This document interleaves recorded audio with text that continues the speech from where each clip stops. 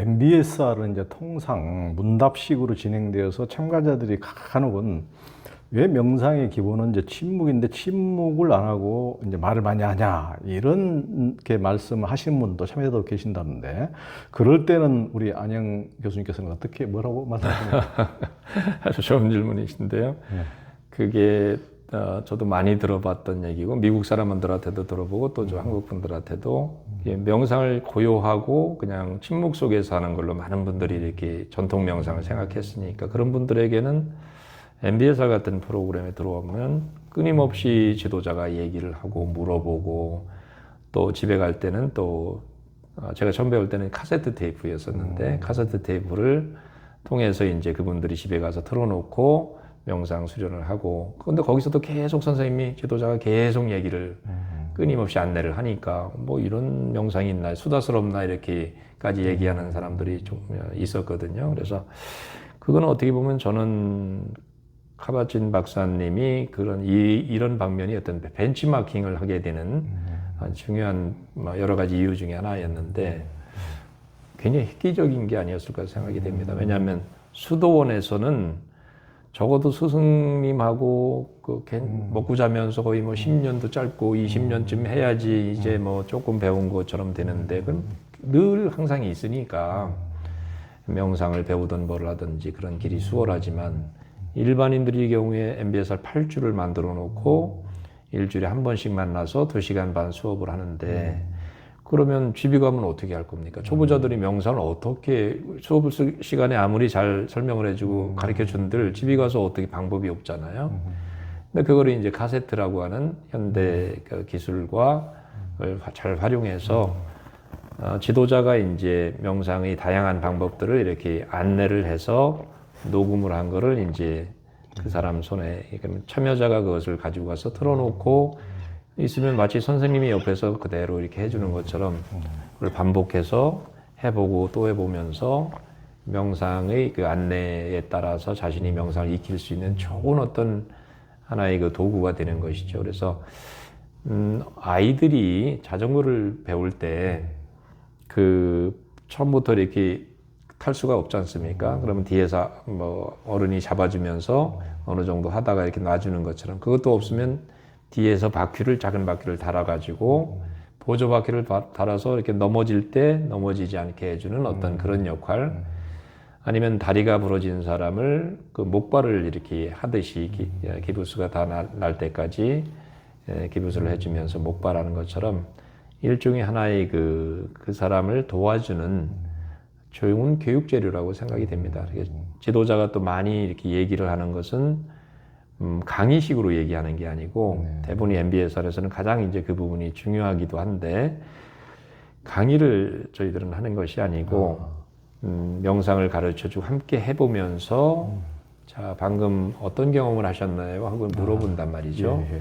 그러면 뭐 졸렸습니다, 뭐 하기 싫었습니다, 뭐 아니면 고요했습니다. 별의별 얘기가 다 나오는 걸 그걸 통해서 지도자는 그 명상으로 한 발짝 더 이렇게 스스로 찾아갈 수 있게끔 길을 열어주는 거라면 답을 주는 게 아니고 그걸 저희들은 이제 탐구, 인콰이리라고 얘기하는데 탐구와 대화, 다이얼로그 이거는 명상에서 가이드하는 거 못지않게 그보다 더 중요한 어떤 하나의 그 지도자가 친절하게 그 사람에게 답을 주고 주입식으로 하는 게 아니고 스스로 자신이 내면 세계를 들여다보면서 마음의 본성을 볼 수 있게 또 세상과의 관계를 새로 맺을 수 있는 방법을 스스로 찾아가게끔 지도자가 굉장히 그 부분에서 이제 저희들이 지도자 훈련을 할 때도 중요시 여기는 부분이고 실제로 저는 그 부분이 아마 전통 명상의 좋은 점을 그대로 잘 가져가지 않았는가 이렇게 생각이 됩니다. 전통 명상에서도 뭐라 그래요? 파설을 한다고 그럴까요? 진리를 그냥 판에 박힌 듯이 스승이 제자에게 답을 가르쳐주는 법은 없단 말이죠. 그거는 오히려 죽은 답이 되는 것이고 그래서 그런 부분에서 아마 카바친 박사님은 아마 전통 명상에서 그런 통찰을 배우지 않았을까 또 그런 부분이 또 서양의 어떤 대화식 문화하고 잘 섞여서 그런 탐구식의 어떤 그런 게 또 나오고 그다음에 또 도구적으로 활용할 때는 녹음을 해서 아니면 말을 많이 하면서 이렇게 안내를 하는 그런 게 다 친절함에서 비롯된 것이다. 저는 그렇게 됩니다. 그래서 잘 배우게끔 길을 열어주는 것이죠. 그렇죠. 그러니까 선불교는 어떻게 보면은 굉장히 불친절한다는 인상, 그러니까 우리가 이제 불림문자라든가 또 이제 그런 것들이 많이 매있다 보니까 요즘은 진짜 아예 아무 말도 안 하고 아무것도 가르쳐 주지도 않고 그냥 앉아서 참선만 하는 식으로 돼버린 경우도 많이 있는데, 그 선지식들이 뭐 수십 년 전까지만 해도 생생한 선지식들이 계실 때만 해도 그분들이 안거 시작할 때 끝날 때 또 도중에 고구정령하게 이렇게 법문도 해주고 그 문답도 궁금한 건 언제든지 물어라 해가지고 제대로 길을 이제 안내해주고 이랬거든요. 그래서 그렇죠. 지금 너무나 조금 선불교라면 불친절한 경향, 그래서 이제 그것에 대해서 너무나 엉뚱하게 혼자만 뭐 석 달 동안 이렇게 가는 경우도 있는데, 그런 면에서 이제 역시 서양의 이제 합리적인 좀 이제 그런 서양에서 이제 탄생하다 보니까 그런 면에서 합리적으로 구체적으로 좀 이게 완전히 자리를 잡을 때까지는 이제 손을 잡고 이렇게 가주는 식으로 그렇죠. 네. 그런 그렇습니다. 상당히 그런 친절함이 있는 것 같습니다. 존 카바튼 박사는 유대인이고 부모가 교수인 집안에서 태어나서 머리 좋기로 유명하고, 그 장인도 세계적인 사학자인 존 하워드 진인데요. 저도 그때 미국에서 이제 인터뷰할 때 그 부인이 이렇게 태워도 주시더라고요. 부인이 네. 굉장히 소박하게 보이시고 그러시던데, 안영수 소장님은 존 카바튼을 가까이서 지켜보시면서 그분은 어떻던가요?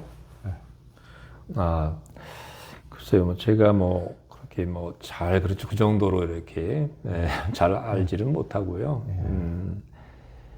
다만 이제 제가 어떤 교육적인 맥락이나 아니면 좀 개인적으로 또 이렇게 사적인 영역에서 조금 이제 그분을 봤을 때, 참 보기 드문 분인 것 같아요. 어떤 부분이냐면은 이분이 어떤 정신 세계를 뭐 제가 그 배우는 사람 입장에서 그분을 이렇게 올려다보는 입장에서 판단하기는 힘들고, 다만 서양 사람들이 왜 미스터 마인드풀리스라는 별명을 그분에게 갖다 줬을까? 마음 챙김 선생님 아니겠습니까? 마음 챙김 미스터 마인드풀리스 이제 애칭이기도 하고 그런데, 어떻게 보면 제가자 중에 이게 스님들이 아닌 이런 불교의 뿌리를 가지고 있는 명상을 하면서 가장 아마 서양 사람들에게 널리 이렇게 알려져 있는 그 지도자 한 사람을 꼽으라면 아마 그분을 꼽는 분이 상당히 많지 않을까 이렇게 생각이 되고요.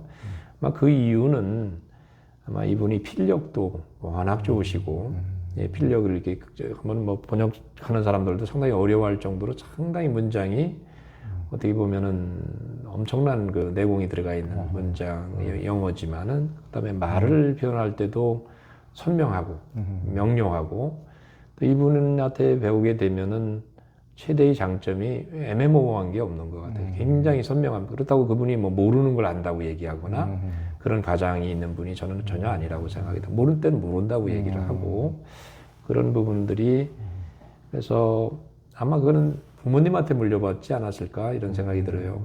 아버님은 콜롬비아 대학에서 세계적인 어떤 면역학자라고 사이언티스트 아닙니까? 그러면 굉장히 그런 그 내공이 뛰어난 과학자고, 어머님은 그 100살 때인가 그 당시에 어머니가 전시하는 거라고 한번 저한테도 한번 이렇게 사진을 찍어서 한번 보내주신 적이 있는데, 그 부분이 100살 때까지 어머니가 아마추어 화가인데 그림을 그리셨다는 거는 예술가잖아요. 그죠?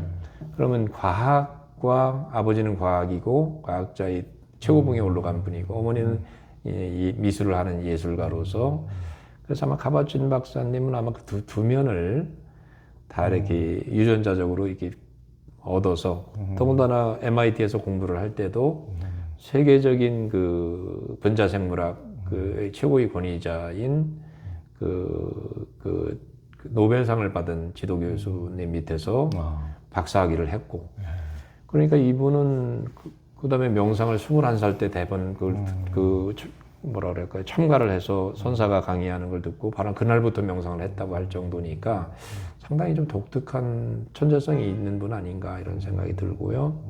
그래서 MBSR도 이렇게 커리큘럼을 보면 그분이 처음에 만들어낸 커리큘럼이 지금 40년이 지났는데도 거의 그게 크게 바뀐 게 없어요. 기본 틀이 그대로 나가거든요. 그러면 그분이 그걸 만들 때 불과 약관 나이 30대 중반이라고 지금 짐작이 되는데 그런데도 그 10여 년의 명상을 통해서 그분이 그 구조화시킨 걸 보면은 누구나 나는 이 정도 할 수 있어 그렇게 생각 사람들은 생각할지 모르지만 마치 콜럼버스의 달걀처럼 남이 하는 걸 보면은 쉬운 것 같고 지금 뭐 다 이렇게 저기를 하지만은 처음에 그게 나올 때 이런 그 통찰 명상의 그런 줄기를 가지고 그런 식으로 구조를 해서 각 주마다 주제가 있고 그 주제에 맞는 명상법을 다 이렇게 배치를 시켜서 지도하는 방식이라든가 이런 거를 이렇게 해서 지금까지 오기까지는 아마 그분이 어떤 독특한 그걸 천재성으로밖에 얘기가 될 수 없는 그래서 많은 분들이 그런 얘기를 했는데 2012년에 한국에 짧은 시간 동안 다녀가셨는데 제가 가장 많이 들었던 얘기가 그분을 짧게 만난 분들이 명상하는 분들이 대부분이었는데 그분들 얘기가 그냥 이 양복을 입은 선사 같은 느낌이었다. 이렇게 들면 우리 젠 마스터의 그 훌륭한 점들이 많이 있지 않겠습니까? 근데 그분은 양복을 입은 전혀 뭐 머리를 삭발하지도 않았는데 말하는 거나 이런 행동하는 모습에서 그런 걸 많은 분들에게 그런 느낌을 줬다는 거는 아마 그분이 어떤 그 유연하면서도 단호함이라고 할까? 또 어떻게 보면 그분이 한번 인터뷰 하셨으니까 뭐 한참 웃을 때 화통하게 하실 때도 있지만 어떤 때는 얼굴이 굉장히 진지하고 그렇죠. 이렇게 그리고 또 화난 것 같은 느낌으로 받아들일 수도 있는데 그분 표정이 저는 저한테는 굉장히 맞는 거예요. 너무 이렇게 친절을 흘리지도 않고 너무 그렇다고 이렇게 매정하지도 않고 그런 부분이 참 그 상황에 따라서 아주 자연스럽게 그걸 이제 영미권 사람들은 그걸 뭐 authenticity라는 말을 쓰더라고요. 진정성.